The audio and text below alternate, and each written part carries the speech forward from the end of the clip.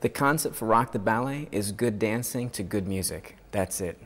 Nothing else. I think other ballet shows are not fun. So I think right there, that's the difference, is that we're fun, we're not pretentious, we're having a good time, we're dressed in regular clothes, we're dancing to pop music, and other ballet shows are definitely very far from that. As an artist, other ballet shows, and as a dancer, they are enjoyable technically. They're challenging emotionally, but at the end, these are steps that have been done for hundreds of years. I'm not working with the choreographer to tell me specifically why I'm doing this. This is someone else that told someone else that told someone else, and that's why I'm doing it. So I think, yeah, this is why I should be doing it.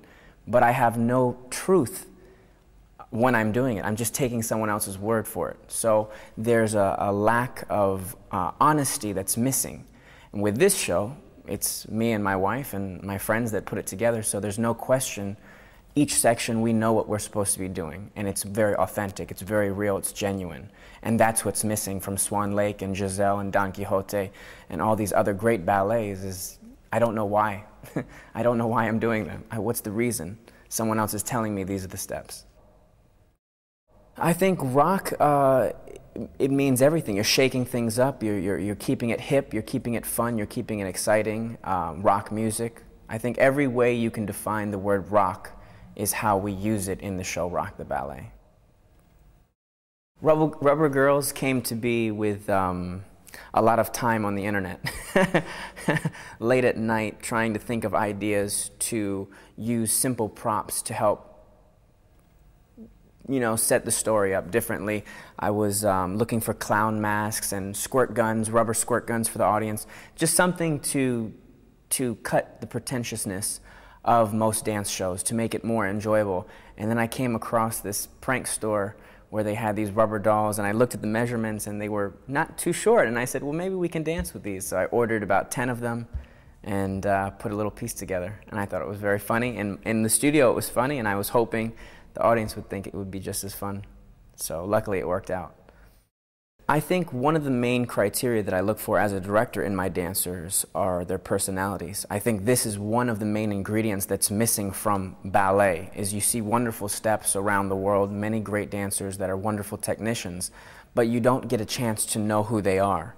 And you don't remember anything about their personality, if they're sensitive, if they're shy, if they're funny, if they're in love, if they're drunk. You don't know anything about them. And I think it's very important for their presence and their personality to be felt through the choreography.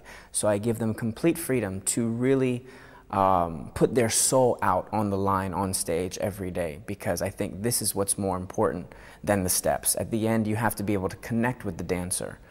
And hopefully they do that. You know, I think they do that. And I think the audience feels something, so I think they're doing it right.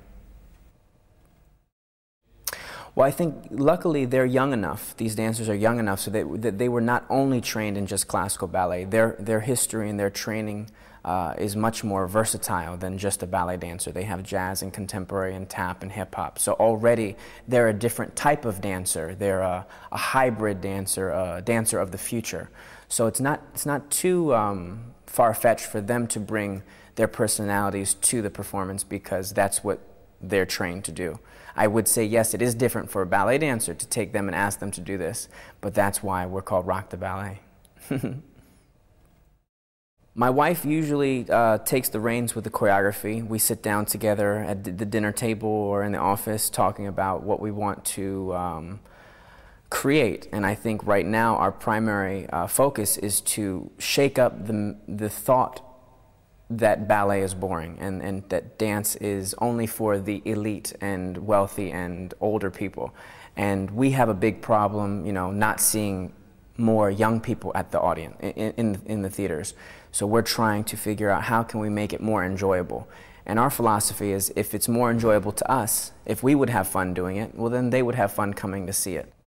I think the hope is for this show to cross over to a younger MTV generation or iPod generation or just a younger generation in general. But I think right now the primary ticket buyer is an older generation. So you have to create a product that an older generation can appreciate and a younger generation may be interested in, because a younger generation isn't the market.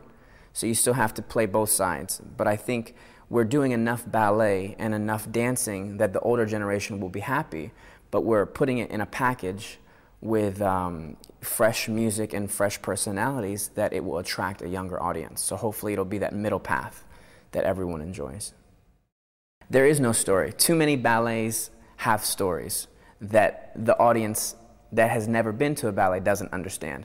If I take someone off the street and I sit them down, they'll watch it and they don't understand what they're watching. Maybe there's a white swan, there's a black swan, they're together, the prince is fooled, but there's certain mannerisms and gestures that you have to understand to appreciate ballet.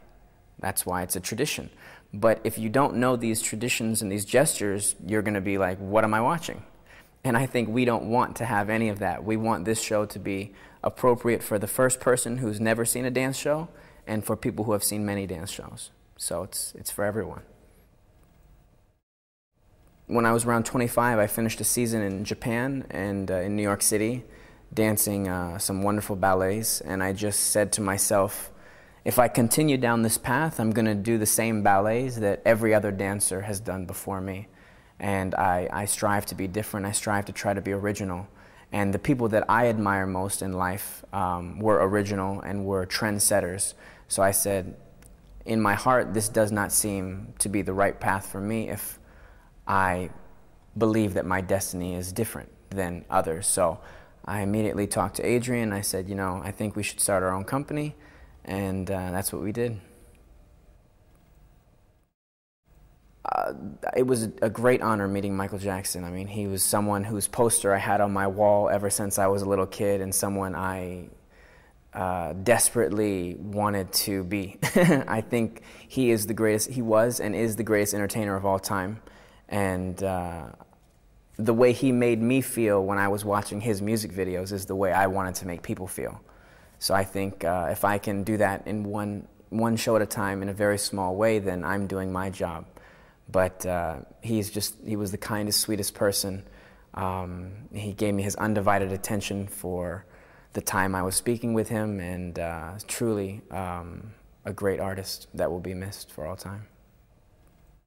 My overall wish in life is to continue to inspire people, to continue to inspire my fellow dancers and the audience to make them happy. And I think the Dalai Lama would say that the purpose of life is happiness. So if I can find true happiness within myself and my friends and my family and the people that I'm around, then that's the objective of life.